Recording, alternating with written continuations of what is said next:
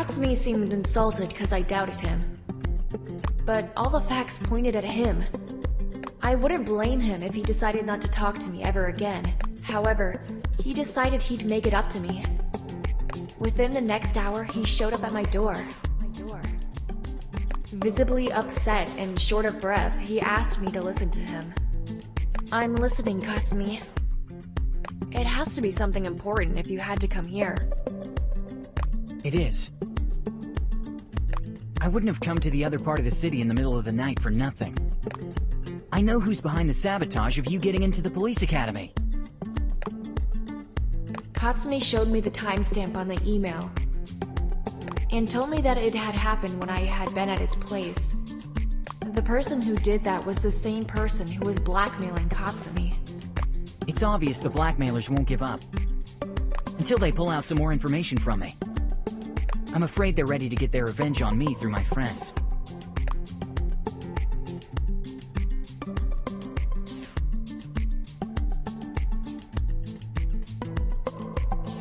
Everything's gonna be okay, Katsumi. They can't do anything to us if we stick together. I knew you'd understand me. I'm not gonna sit and do nothing. I won't let it happen again. I'll do anything they ask me to do, even if it gets me behind bars. Nobody should suffer because of me.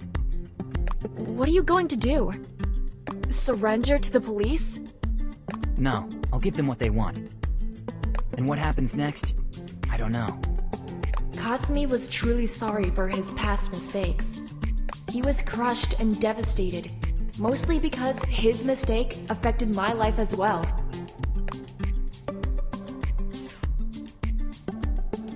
I had feelings for Katsumi,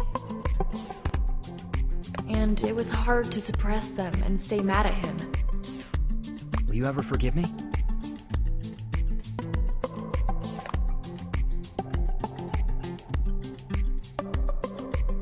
Katsumi, I already forgave you. I can't be mad at you. You're so cute. You're joking. No, I'm serious. Disregard the fact you're cute. I expect you to help me. Explain to the dean I wasn't the one who withdrew my application for the entrance exam. I have a guy for that job. Really? Who is he? I'll send you his number. He's the assistant professor at the college. He's on good terms with all the professors, and he hangs at the campus a lot. He helped me get in. Shady doings again? Katsumi, will you ever change? Probably not. Fine. Send me his number. Call him tomorrow and tell him I sent you. He'll help you make an appeal for retaking the entrance exam. Thanks, sweetie. What did you say his name was? Tadaki. Noted. Fine. Can I have a kiss now? You don't have to ask me that, silly. I expect you to take what you want. Offer accepted. His warm breath on my neck was enough for me. He pushed me to the bed, grabbed my arms, and lifted them above my head. He was lying above me, not letting me move. He moved lower and suddenly slowed down. He kissed me slowly and gently. Totally unexpected. That's better. You're playing dirty. You'll get used to it. My phone was on the bed when I started getting texts from Rokudo. Katsumi looked at the time and saw it was almost midnight. He couldn't refrain from saying, Is Rokudo always texting you this late at night?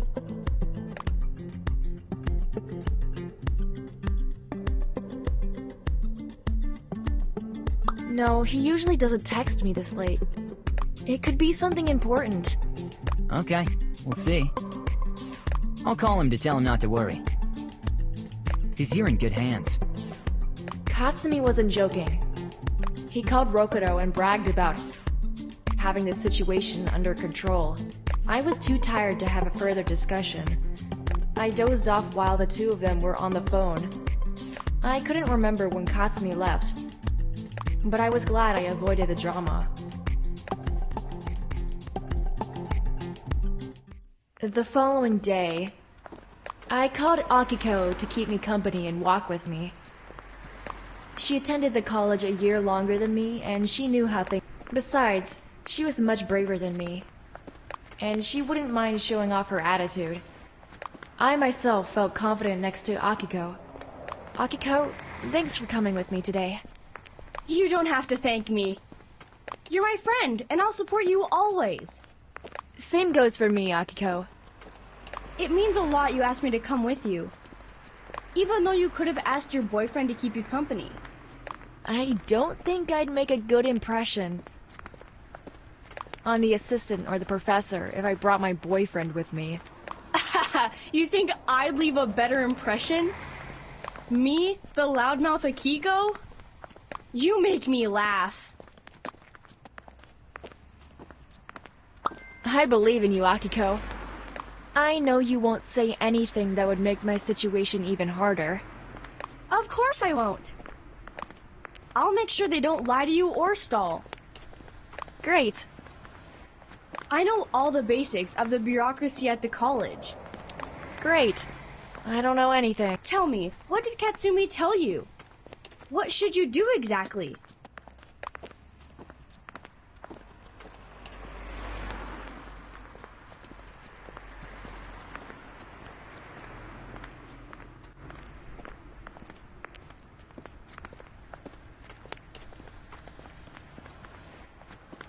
He didn't tell me anything. He told me to find the assistant whose contact he gave to me. Wait a sec. What will you say to the assistant? Hey, and I want you to take me back. Akiko was imitating me while saying that sentence in my voice. It looked dumb and desperate. Akiko, stop fooling around. I'm dead serious. You better find a proof that there was a problem and ask them to reconsider your case again. I'll help you write an appeal. I completely forgot about that. Enough about my problems. Please change the subject. I can't do this anymore. Surely you're the one who has a richer love life than me. We could talk about that. Oh no, you won't get away with that. I helped you with your online date. The least you could do is tell me some new juicy details. Well, I'm afraid I got a bit carried away. It is a long-distance relationship after all.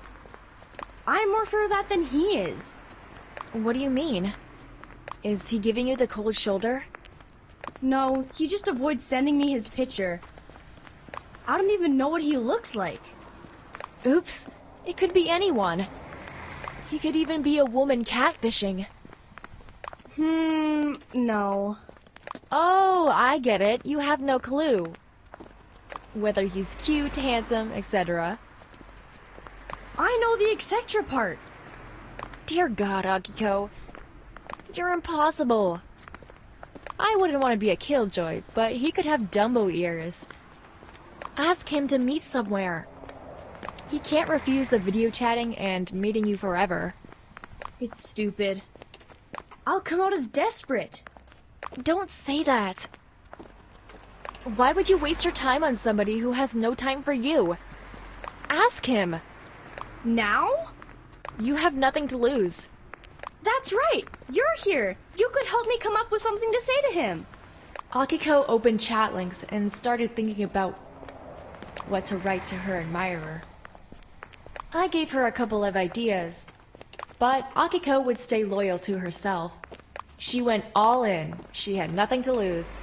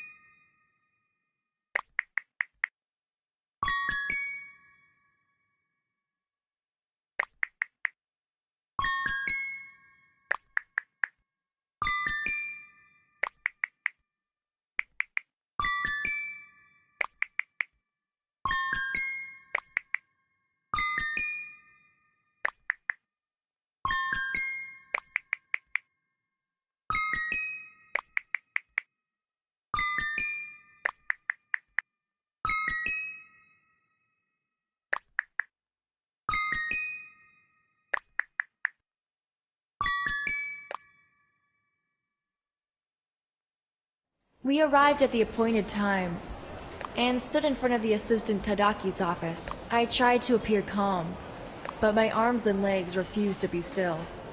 Akiko noticed that.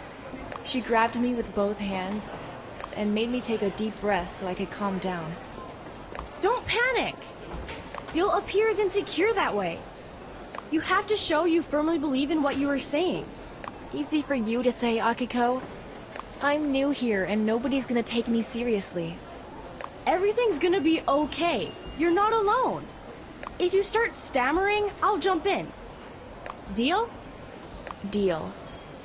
We waited a few minutes more and Tadaki finally came out of the office.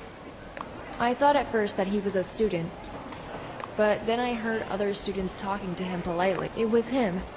Akiko was nudging me and rushing me to approach him immediately, 'cause the students— Come on, go!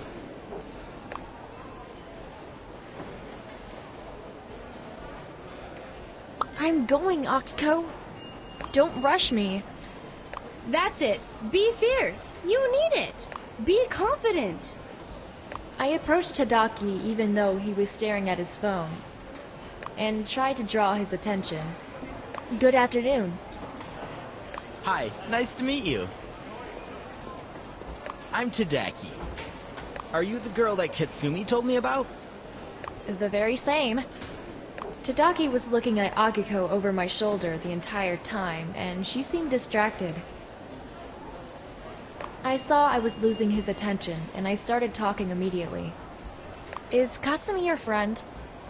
That's right, Katsumi told me you had a problem with the entrance exam, and I told him I'd gladly help you. What do I have to do? If we were to follow the rules, you'd have to write an appeal and submit it to the board.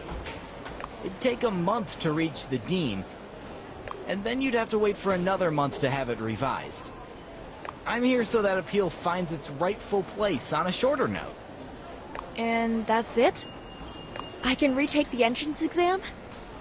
I can't promise you that. The only thing I can promise is I'll put in a good word for you. 'Cause I owe it to Katsumi. That's great. Thank you. You should thank Katsumi. If you could excuse me now. Yes, of course. I gave him my appeal and thanked him again. He glanced at his phone and started walking down the hall, but it seemed that he suddenly changed his mind. Akiko and I were looking at him from a distance and talked about him. He's a lost cause. Why does he seem like a lost cause to you? Maybe he's just busy and has a lot in his mind. Look at him walking. As if he doesn't know where he's headed. We might look like that too, especially when we bury our heads into our phone. You're no fun when you don't share my opinion. What? Really? Akiko's remark made me laugh and lifted my spirits. I felt a sudden relief. I had a feeling everything was gonna be alright. I'm glad I made you laugh. Yes, everything's going according to plan. Look who's coming. I see. Like the icing on the cake. Like a cherry on top. That's all you need to get lost. You don't need me anymore. Hey! My boyfriend was walking towards us, looking straight at me. He waved to Akiko and then kissed me in front of a bunch of other students. It was our first kiss in front of that many people. Akiko started protesting and drawing attention to herself. Hi. Hi, honey. Somebody's in love. Come on, split up. You're not alone. We're not doing anything wrong. Who could mind me hugging my boyfriend? Oops, we made a boo-boo. Forgive us, please. Fine. Do what you want. I'm just saying, professors don't like smooching around in the hallways. Nobody saw us, Akiko. Don't worry. Okay, you're a grown-up. You know what you're doing. If you'll excuse me now, my class is about to start. See you around, and good luck! Call me as soon as you have some news about the appeal. I will. Bye. Bye. What are we gonna do now? That's why I'm here. I wanted you to come with me for a walk. I want to show you a place where I go to find my peace. That's just what I need. Let's go. We came to the park, which I used to visit almost every weekend. Something was different. Maybe it was his hand holding mine, and what made the air warmer and trees greener. I was stunned by the sight of the park. I grabbed his hand, and we both ran to the bridge. Come on, don't be slow. Take it easy, girl. We're not in a hurry. I know, but I feel so alive. I could run across this garden 1,000 times. You're in love, Missy. I may be, but I'm not the only one. He kissed me and chased me down the garden.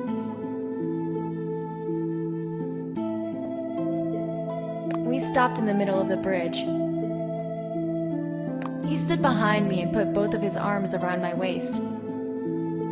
I looked at the calm pond below the bridge and saw our reflection. We made a cute couple. A few koi fish swam towards us and drew my attention. Koi fish brought good fortune. They were a symbol of love, as well as of strength and courage. He took a bag of fish food out of his pocket and spilled it over the water surface. A school of fish gathered around us. It was a magical sight. Now you know why I like spending my free time here. I could spend hours watching this pond full of koi fish. They're enchanting. They surely are. The legend says that koi fish swim upstream and up the waterfall to come to the Yellow River, where they turn into a dragon. That's what makes them special. I'd never say you were a type of guy who'd spend his days like this. Alone, in the park, lost in his thoughts. It seems like I'm just getting to know you. I have so much to show you, but one step at a time. I want to know more about you. What's the thing that fulfills you? What do you long for? I want to know, so I can give you everything you want. You're full of surprises. Honey, you'll need a goldfish for that. Let's imagine we have a goldfish. Make a wish.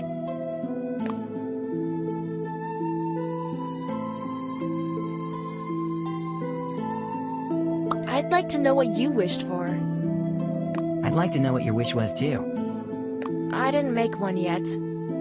I did, and I could give you a hint. Come on, tell me. Don't leave me hanging. Look at me. Tell me, what do you see? I see a little devil who stole my heart, and who is now tempting me to open up to him. It looks like my wish is already coming true. My heart is already open for you, and it's so close to you. You can feel it. He took my hand and put my palm onto his chest. He let me feel his heart beating faster. He pressed his forehead onto mine and said in a soft voice that the moment were everything he had ever wanted and hoped for. He didn't have another wish, besides our hearts beating together as one. I closed my eyes and put my head on his shoulder, and I squeezed my hands into his pockets. We shared the love by standing with our arms intertwined, heart to heart. We crossed the bridge and continued walking around the garden. We sat on a bench and kissed, not minding all the people passing by.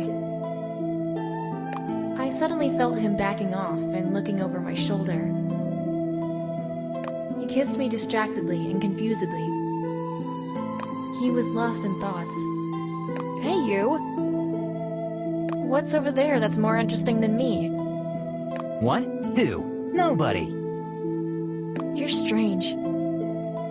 Did you see anyone you knew? My mom? No, I didn't. I'm imagining things. Both of our phones buzzed and it distracted us. While I was reading my text, he got up and started saying goodbye to me. It's late. I have to get going. I'm sorry I can't walk you home. You're going? But we could have... Never mind. He ran away like somebody was chasing him. never run after boys. That's what my granny used to say. Akiko was texting me constantly, and I couldn't answer any of her texts. She was furious. I scrolled through her text to the end.